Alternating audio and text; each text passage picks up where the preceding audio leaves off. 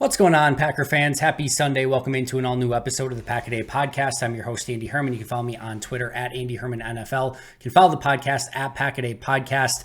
Today, I'm going to be going over my film review of Packers and Lions, as well as my grades, best and worst grades. Why I love doing this is you have these games that are really, really bad, and you watch them live or you watch them on the TV copy or whatever. Maybe you watch the condensed version, you see it for the first time and it feels really, really terrible. And then you get to go back and you get to break it down play by play and you watch the tape and it's never, ever quite as bad as it looked originally when you were watching it live. Except this time. This was brutal to watch in just about every single phase. I mean, anytime you have a situation where they have more points than yards than you at just a little bit of time remaining in the second quarter, when it's 24-3 and you're just running like your 12th play of the game, when your defense can't hold up against the run, when your offense can't run the ball at all, it's going to be pretty ugly. But this was extremely, extremely ugly and really disappointing to watch. And we know all of the things that we expected going into this year. This is a young team. We've talked about it all offseason long. I don't need to tell you guys. I've said it all offseason long into the season. I'm going to say it again today. We know what to expect from a team like this. There's going to be those roller coaster moments. But we've seen this team. You can talk about whether it's Chicago or not. First three quarters against Atlanta. Final quarter against the Saints. We've seen some pretty impressive moments from this team that has shown that this can be a competitive team kind of when they want to be. And I know that it's a lot to ask for a ton of consistency out of a bunch of players who have played very, very little time in this league. Totally get it, totally understand it. But there is a level that this team can play at that on Thursday, they didn't even remotely come close to. They had no chance of winning that game. I know you can look at it and say hey, they made a little run and they got it within, 10 points at one point. There was no chance that they were going to win that game. I think even if Green Bay somehow stormed back and took the lead and caught Detroit off guard, I think they would have been able to go down and score. I think it would have taken some massive mistakes from Detroit for Green Bay to win that game. It was a totally different class of team than what Green Bay had pretty much faced so far, but also they just got outclassed through the entirety of that game, period. End of story. Detroit was more prepared. They were better coached. They were ready for a primetime Thursday night football game. They wanted to be the kings of the NFC North, and Green Bay came out flat. They came out disinterested. They played with sloppy technique. They played with poor effort at times. It was all the way around bad. And like I said, usually you watch the tape afterwards and you're like, oh, there's actually a lot of really positives to take away, and a couple balls bounce a different way and you win that. No, not on this one. This one sucked. This one sucked really, really bad. A couple notes that I just took at the onset. Well, first of all, this was an offensive nightmare. But here's my note on defense. I said, defensively, the defense plays as if they weren't aware you could take on or shed blocks. Period. This looked like a defense that once a Lion player, and it didn't matter who it was, and you want to know how I know that? Jared Goff blocked Kingsley Enagbare on that reverse. On that reverse that went 40-some yards, Jared Goff blocked Enagbare and sort of easily. This Packers team played that if a Detroit Lion got in their vicinity, it was like freeze tag. Detroit Lion tagged me, I'm out of this play. I'm done. I can't do anything anymore. I'm out. That's how Green Bay's defense played. And you at some point have to play with a level of physicality that you have to be able to get off of blocks, that you have to be able to shed that block and go make a play. Now, we saw some players who were unblocked that were rallying to the football and getting there and making the tackle and those sort of things. But you know what happens in those situations? You end up making the tackle 8 yards down the field. And the opposing offense can get 5 yards, 8 yards, 6 yards, 7 yards, whatever it may be, over and over and over again. And that's how they bleed you for 200 plus yards on the ground, 200 plus yards rushing. So you have to, at some point, set the level of physicality. There were time after time after time again where it was like, hey, edge rusher, set an edge challenge. Can you set an edge? Can you just please get out there and set an edge? I am so sick of watching this team get outflanked because nobody wants to set an edge. It happens from time to time. I'm not saying it happens every single play or anything like that, but the tape was littered at times with players just not setting the edge. And that's been through this season. Like, they're getting outflanked far more often than they should. Set the edge, funnel everything inside, funnel it towards Kenny Clark and let them do some of the heavy lifting inside, because more often than not, they're able to do so. But they're not playing disciplined football, and that's frustrating to see. And like I said, at some point, guess what? They've got 11 guys on offense, and they have a lot of those players that are paid to block you and make it that it's difficult to go get the person with the ball. Welcome to the NFL. That is all 32 NFL teams. You have to go and find a way to make a play. And just the gap integrity, Quay Walker shooting through gaps that he had no right shooting through. I joked, I was talking to someone, I'm like, sometimes it feels like the only gap that Quay shoots through is the wrong one. There's a play where there's a hole right in the middle. And Quay if he shoots that gap, he's got the running back dead to rights in the backfield. 19 tackles in this game for Quay. How many were behind the line of scrimmage? 1. And it was a combo tackle. So even if he didn't get there, somebody else would have made the play anyway. Don't take it against him. He got there and was behind the line of scrimmage. But 18 of those tackles were well past the line of scrimmage. In most cases, well past the line of scrimmage. And like Mike Wall said the other day, he's like a catcher's mitt. He's sitting, not sitting, but he's 5-6 yards, 7 yards downfield when he's kind of catching that tackle and bringing somebody down. Now, we'll talk about Quay more in just a moment, but he had a couple really good hits in this game. But I'm not talking just about Quay. The frustrating thing, the disappointing thing is that I'm talking about the defense more as a whole. And there are some scheme issues, no questions about it. But we're going to talk about a couple third down plays that Joe Barry had schemed up perfectly to get his defense off the field. And one specific player completely screwed it up twice. We'll talk about that. There are other times where in a goal line situation, Green Bay doesn't have the right personnel on the field and doesn't have the right players on the field, the right scheme, and Detroit just shoves it right down their throat, gets in the end zone, easy touchdown. So we can talk about the scheme, we can talk about the players, we can talk about all of it, but it all goes together. There were a lot of plays where Joe Barry had good stuff called and the players didn't execute. And Joe Barry can point over there and say, look, I called the right play and my guys didn't make the plays. What do you want me to do? And there's other times where the players can be like, we would have loved to have made a play there, but we weren't even put in a position to make a play. So it's a little bit of everything. And offensively, my goodness, poor routes, not getting off of coverage, blocking was abysmal. This team can't run block. This team cannot run block. And sometimes we can be prisoner of the moment and just be like, well, we remember what happened on Thursday. This is 4 games of not being able to run block. 4 games. Had a couple nice runs against the Bears. That's it. Can't run block. The physicality isn't there. The attention to detail isn't there. The technique's not there. It's just sloppy all the way around. You go and you watch those first, once again, I'll say this, it's everyone. There are a couple plays early in the game where Jordan had a swing pass that he could have taken. It's set up. You've got a blocker in front of it. The play's designed to go, and if you don't have it, you take your little swing pass, and he didn't do that early in the game. There's one on a little slant to Romeo Doubs. I posted the video. I think it's his first read, and he sees Doubs, and he could take that throw. If he takes the throw, it's a short little pickup. The linebacker's there, and the corner's trailing him.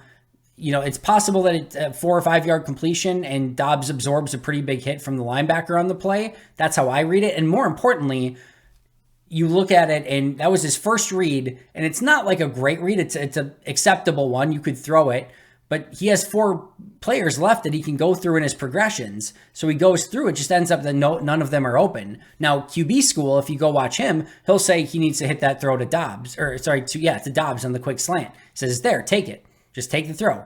Don't always go big game hunting. Just take what's there. And Matt LaFleur in his post-game press conference said, not necessarily in regards to that play, but overall, sometimes you have to take the little stuff, especially when the defense is attacking you and getting pressure with 4 guys like they were all game. Now, back the other way, What I will say is through 3 games, Jordan had all day to throw the ball. And this was like the first or second drive of the game. So he's probably thinking my offensive line's been great all year. If I don't love this first read, I still have 4 more and my offensive line's going to give me time. So his clock hadn't adjusted yet. Now it probably took him a little bit too long, kind of going into the second half for that clock to adjust. But like I said, he's more used to having that time and having the protection in the first 3 weeks. So he's like, yeah, that first read, it's okay. I could pick up 4 yards, but I've got 4 other guys I can go to, and he goes through his progressions. By the time he gets through his progressions and nobody else is open, he gets sacked. You go back to the first one, and in hindsight, you'd say, yeah, you should have made that throw. But I can understand why he didn't with it being the first read. And then Kurt Benkert, who's got some familiarity with this offense, knows the concept and knows the play, and said, yeah, he could throw to Romeo, but what he's thinking and how the play is designed is a little stick and nod to Luke Musgrave.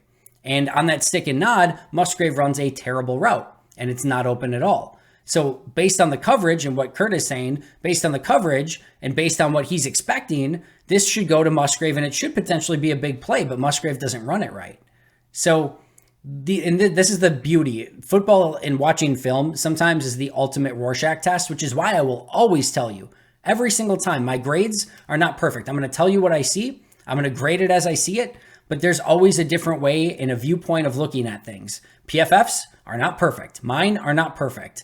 The person who writes the story immediately after the game and gives letter grades, not perfect. It's all like, even QB School and Kurt Benkert have a slightly different way of looking at it. But we're all just sort of giving you the information of like what we see on the field. And that's why I'm trying to give you my viewpoint, Kurt's viewpoint, QB School's viewpoint. It's all sometimes a little bit different. That's why football a lot of times is the ultimate Rorschach test.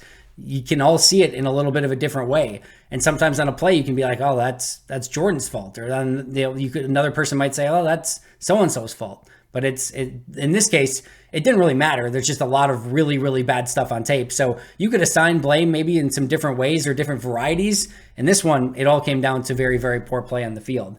Some really easy ways. There's 2 plays that really stood out to me as like a perfect indicator of this game.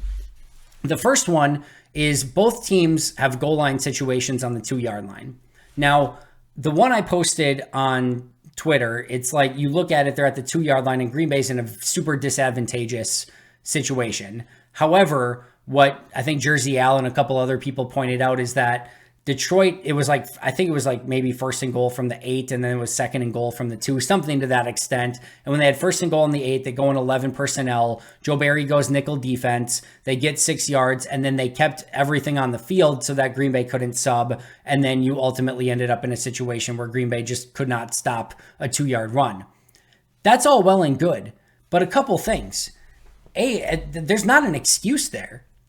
You have to be able to call a defense, especially that they could go no huddle. If you think that drive started in the red zone, this was following, I think it was the turnover by Green Bay.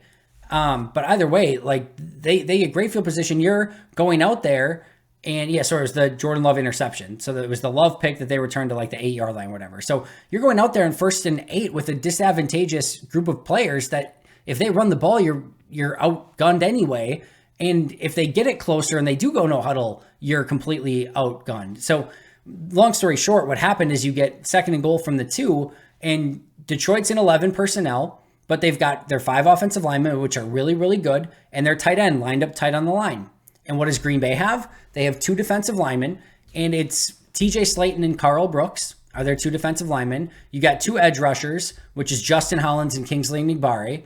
You've got 2 off-ball linebackers, which are undersized linebackers, in Quay Walker and Isaiah McDuffie that are playing off a little bit. And you've got Keyshawn Nixon that's kind of creeping in from the slot. So there is no chance that McDuffie, Quay, or Nixon are getting off of a block from any of those offensive linemen. And more importantly, at the point of attack, all you have to do is double those 2 defensive linemen. And TJ Slayton, you feel okay about. Like, there's not many people that Green Bay can put in outside of Kenny Clark that you're going to feel better about than TJ Slayton trying to take on that double team. But Carl Brooks or Enagbare or Justin Hollins, you double them, they're getting pushed backwards. And what ultimately happens is you get an easy 2-yard run for a touchdown. I don't even know if he's touched on the play. But the defense had no chance. They had no chance to stop that run. And if you are going to be caught off guard, then you have to have something where you're getting everyone closer to the line of scrimmage. Like, you can't just go out and play your nickel defense and expect you to be able to stop the run in that situation. And surprise, surprise, they couldn't. They didn't. Now, on the other side, I posted another video where Green Bay has the ball on the 2-yard line trying to run the ball. So they try to run the ball with A.J. Dillon. And here was the damning thing for Green Bay. Detroit has like 7 or 8, I think it was like 8 defenders in the box. Quite a bit different than Green Bay's. But they've got 8 defenders in the box. And every one of them gets blocked. This is 7 or 8, doesn't matter. Every one of them gets blocked by a Green Bay Packer. That sounds good. However, not a single one moved even an inch backwards.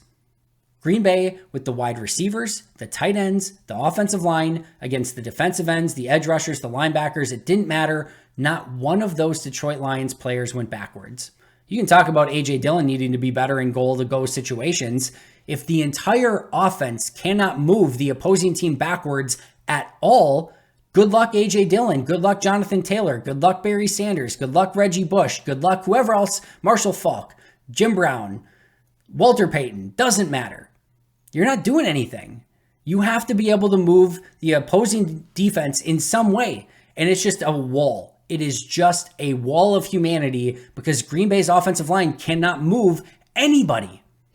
So that's the 2 different goal line situations. And there was another one, by the way, where David Montgomery walks in untouched and they're just outflanked. And Brian Baldinger did a great video on that.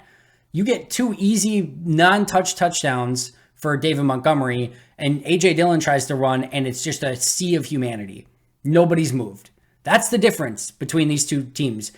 Sometimes the box score doesn't tell the story at all. Sometimes 200 yards rushing versus 25 yards rushing, whatever it was, tells the entire story. And I can explain it to you and show, tell you some of the things that happened on the tape. But in this case, the box score tells the story. The other one for Green Bay, and this just goes to show you again, like sometimes it doesn't matter what Matt LaFleur calls. If you can't block up front, you're just screwed. And Matt LaFleur called a play with an 8-man protection. It's a 2-man route. Now, the 2-man route was completely covered up as well. Credit Detroit's defense for that. But there's an out for that. You're in an 8-man protection. Detroit's rushing 4 as they did all day long. Detroit's rushing 4, you're protecting with 8. So you've got 8-man protection, Love, and then the 2 wide receivers. 2 wide receivers are covered. So after the initial blocks, the running back and the tight end are set to go out in the flat so that you have a check down. And the check down would have theoretically worked.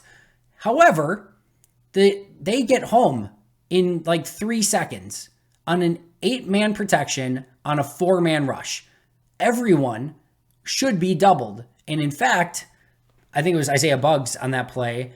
He splits Royce Newman and Josh Myers for a sack on an 8-man protection on a double team. That's the type of day it was for Green Bay. So you're not, blocking anyone from a run blocking standpoint. They're splitting double teams from a pass blocking standpoint. They're getting home with 4 rushers over and over and over and over again. And what do you want to call in that situation? When your offensive line can't block for the run and they can't block for the pass, what play do you have in mind?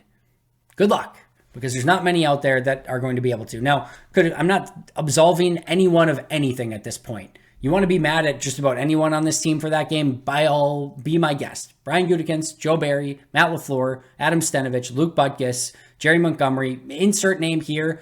It doesn't matter. You can insert basically pretty much any player and coach and GM and anything else and put it in there, and there's fault to be had on everyone in that game. No question about it. So that's the tape in a nutshell. Let's get to some of the grades. Fun times. All right, so my top 3 offensive grades. Josiah DeGuara plus 0.4.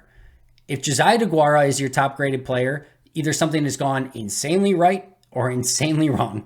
Because if he's your best graded player and he's like, and everyone else was really good too, all right, things are really good. If he's your best, normally things have probably gone a little bit wrong. But this is also, by the way, if you ever want to know, Andy just has an ego and whatever, I talked all week about I'm done with the Josiah DeGuara experience.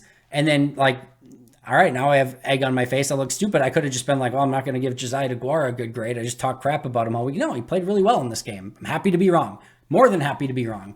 I hope, like I said, every single week I want all these guys to go out and play like Hall of Famers. That would be amazing. But Josiah DeGuara, really nice day. I thought he blocked really well, blocked much better. And then once Musgrave went down, he actually got a little bit of time as like a true tight end, and he performed well in that situation. Had a couple really nice catches, got a little after the catch here and there, but just a nice performance from Josiah DeGuara. Was it your normal 1A performance of somebody that's number one on the list? No. Usually a plus 0.4 performance isn't even getting in the top 3. But I like the day for Josiah. I'm certainly not going to talk crap about him on this. It's like the one player we shouldn't be talking crap of. He had a nice day. So kudos to Josiah on this day. Jaden Reed, plus 0.35. There at the beginning of this game, it was a tough day for Jaden. He wasn't really getting off of much from a coverage standpoint. He wasn't opening up and just didn't do much. And then I thought in the second half, and part of that's a little bit of garbage timey, but he still worked hard for it. He had the play where the play technically expired and he catches the 40-some yard pass, which was a beautiful catch on his side of things. Had a couple other catches in the game, and he really kind of came on more towards the end. Had the nice catch for the 2-point conversion in the back of the end zone where he did a nice job getting open. Great play design on that one, by the way. But overall, he came on strong in the second half, plus 0.35 grade. Number 3, Samori Toure, plus 0.25. Basically just the big catch he had along the sidelines from Jordan Love. That was the big one. He didn't really do much else in the game, but that was a very positive play. A little bit, again, garbage timey, but still credit the dude for making that spectacular catch in that situation. All right, my bottom 3 lowest graded players in this one. This might surprise you guys. Royce Newman, my lowest graded offensive player, negative 1.75. This was a brutal day for Royce Newman. And there's no excuses, in my opinion, to like just keeping on with the same thing at this point. He got beat in the run game. He got beat in the pass game. There are very, very, very few plays where he actually won on the play. And he got beat all day throughout the entirety of that game.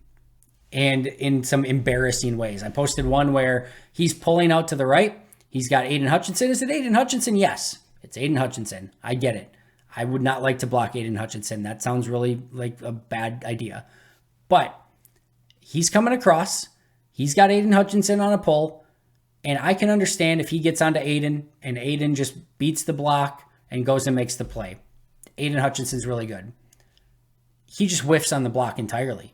He like Superman's right by him. Aiden just makes a slight little cut inside and Royce just goes flying. And that is one thing. Mistakes happen. We're all human. We're all going to make them. So he gets outside. He Supermans, misses Hutchinson entirely. And then Dylan cuts outside. And if Royce even just gets up on the play, if he just gets up and then like, all right, who can I block next? He's going to take the next person, which is going to be Brian Branch, who comes screaming down and makes then the play on A.J. Dillon. If Newman just gets up in a reasonable period of time and goes to search for that next block, Dillon might actually have an alley there where he can go make a play because he made a really nice play to get outside that he shouldn't have because Royce completely missed on his block. But Dillon makes the guy miss. And then if Royce just gets up and blocks the next dude, so you make the mistake, you completely whiff, and then you stay on the ground too long. Get up and go make the next block. That's frustrating. He gets lifted up. Go watch the last play of the first half where it looks like they're probably going to try to do like some sort of Hail Mary. He just gets forklifted for 10 yards back into the quarterback. And you watch it, and Rasheed Walker looks like the player who's really at fault on the play because it's his guy that gets the sack. So you have to remember, on the tackles are expecting that the quarterback's going to play in that pocket. So you're taught as an offensive tackle, if the guy's taking a big loop around you, like you can just kind of keep working him around because that quarterback's going to stay in the pocket. Well, on this play, Royce Newman's just getting forklifted back into the quarterback, so Jordan has to keep dropping back. And all of a sudden, before you know it, like Rasheed Walker now, he's thinking that he has all of that space to kind of push the guy by. Well, now Jordan's on that space. And so Rasheed, it was not a great block by Rasheed either. He needed to do better there. But it's going to look like it's all on Rasheed when really, like, Jordan should have had the space to step up in the pocket there and still get rid of the ball or at least do something. And instead, it's just a sack on Rasheed's guy because Royce Newman couldn't block at all on the play. And that was just a small handful of plays that took place from Royce in this one. A really, really bad day for Royce. John Runyon Jr. had his second really bad performance in a row. This is a contract year for John. I really thought that he had a chance to make a real impact, and so far he hasn't. I will say this.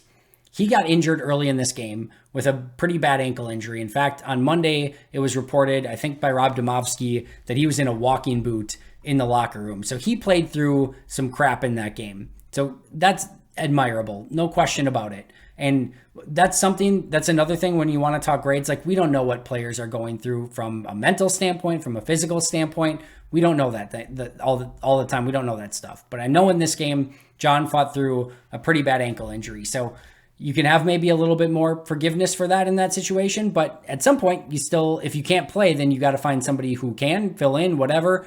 Like I said, it's admirable that he played through it, but this was a tough game for him as well. Pass rush, run blocking, didn't matter. Struggled all day long against Detroit's interior, who just outmuscled and outphysicaled Green Bay's offensive line all day long. And then number 3, Rasheed Walker, negative 0.85.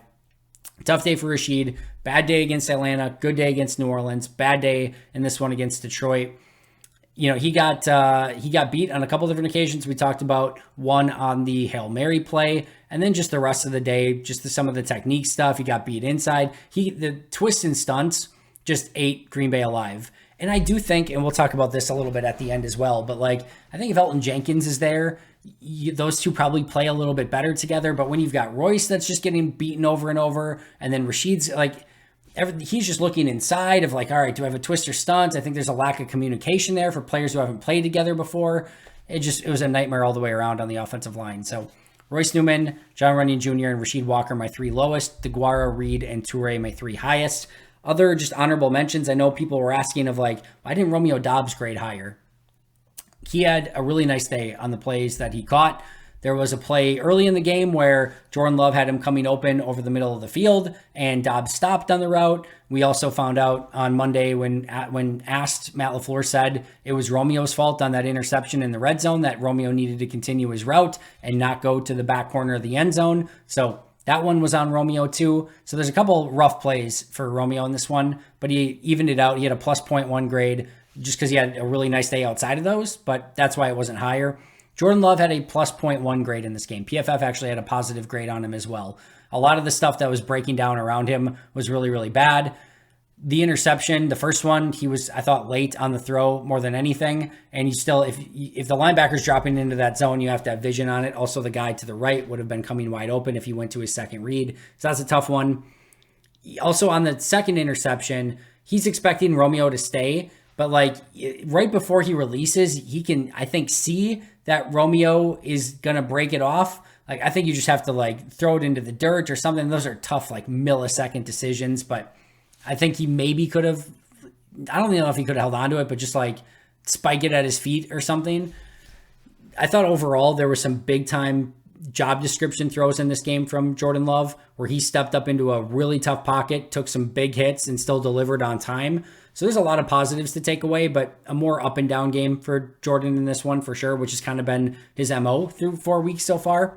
But those are the offensive takeaways. On defense, top 3 graded players: Rashawn Gary plus 0.6, Carl Brooks plus 0.5, and Colby Wooden plus 0.2. Couple really nice plays from Carl Brooks in this game. I thought he had a nice game. PFF didn't like him as much. I'm not sure why. But he got a sack, which he didn't do a ton on that to get the sack, but he got a sack, knocked down a pass, had a couple other pressures, had a really nice play where he jackknifed in. I think he was the one, I have to think about it, but I think he was the one who actually drew a holding penalty as well. So nice day from Carl Brooks. Rashawn Gary, just a beast. And, the only reason it's not even higher is just because he played so few snaps, but he made an impact on his limited snaps in this one. And then Colby Wooden had a couple nice plays as well. Nothing spectacular, but I thought this was a step up for Wooden. And you like to see those 2 rookie defensive linemen in Carl Brooks and Colby Wooden playing a little bit better. You might, here's the other thing that I need to point out too is, does that mean that they are better than Devontae Wyatt or Kenny Clark? No, well, Kenny Clark got doubled all day. And if Colby Wooden or Carl Brooks had to play as much as specifically Kenny Clark did, they would have gotten eaten alive. They would have both ended up with negative, probably 1 point something grades. So Green Bay's protecting them more by playing them more rotational snaps in situations where they're going to be successful. And if Kenny got to play, only 15 snaps and go in and, cherry pick the plays that he went in on for, he'd go out and dominate those 15 plays as well. So there's a difference there, but just know that that has to factor into things when you're thinking about it as well. Defensively, bottom 3 graded players: Darnell Savage, negative 0.95, Rasul Douglas, negative 0.9, and Quay Walker, negative 0.85. Darnell Savage had the 2 plays that I talked about earlier on third down that he was just completely responsible for. So on the first one, he's sitting as a robber in coverage, and he shoots up to the underneath receiver for no apparent reason and leaves the other receiver wide open in the middle of the field. That is his area of the field that he is responsible for, and he just completely goes and tries to make a play somewhere else. It's an easy first down in the middle of the field. Would have been, I think, I don't know if it would have been a 3 and out, but they would have got off the field on that third down. Would have been Green Bay's ball. And instead, because of Savage on that play, they pick up a first down.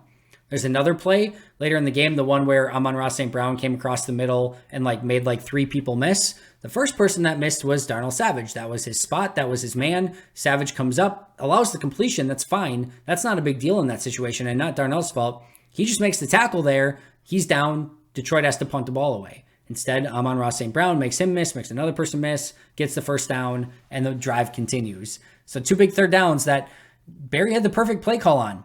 They should have been off the field on both of those situations, and instead Savage messed it up. Savage took some really bad angles. His instincts were off in this one. We saw 2021 and 2022 Darnell Savage in this one, which is not the Darnell Savage that you want to see. I still like the effort from Savage. There is an increase in effort. He's still flying around a little bit, but this one was bad flying around. He was bad instincts or no instincts, not making the right reads, and allowing some things that should not have been allowed. At some point, the effort's great, but you still have to be responsible for your job.